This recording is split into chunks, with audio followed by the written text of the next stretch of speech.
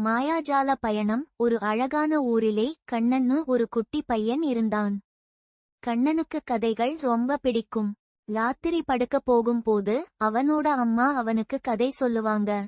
ஒரு நாள் கண்ணன் அவனோட ரூம்ல தூங்கிக்கிட்டு இருந்தான். அப்போ அங்கே ஒரு பழைய புத்தகம் இருந்தது. அது கொஞ்சம் பழசு.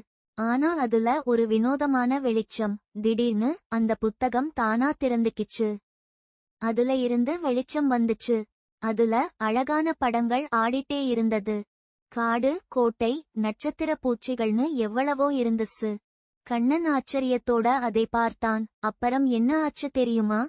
கண்ணன் அந்த புத்தகத்துக்குள்ள போயிட்டான். உடனே அவன் ஒரு மாயாஜால காட்டுக்கு போய் சேர்ந்தான். அங்க மரங்களெல்லாம் பளபளன்னு இருந்துச்சு. குட்டி குட்டி மிருகங்கள் அவனை பார்த்து சிரிச்சுதுங்க. அப்போ ஒரு பேசும் மான் வந்துச்சு. அந்த மான் கண்ணன் கிட்ட ஒரு விஷயம் சொன்னுச்சு. அங்க ஏதோ ஒரு பிரச்சனை. ஒரு மாயாஜால பொருள் தொலைஞ்சு போச்சு. ஒரு மிருகத்துக்கு உதவி தேவை. கண்ணன் அந்த பிரச்சனைய சரி பண்ண முடிவு பண்ணான். அது கொஞ்சம் கஷ்டமா இருந்தது.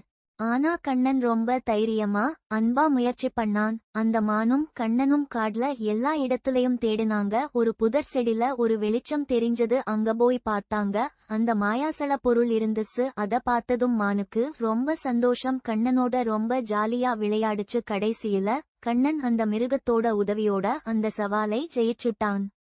தொலைஞ்சு போன பொருள் கிடைச்சது. எல்லாரும் ரொம்ப சந்தோஷப்பட்டாங்க. அந்த காடு இன்னும் அழகா மாறுச்சு. கண்ணன் அவனோட புது நண்பருக்கு டாட்டா சொன்னான்.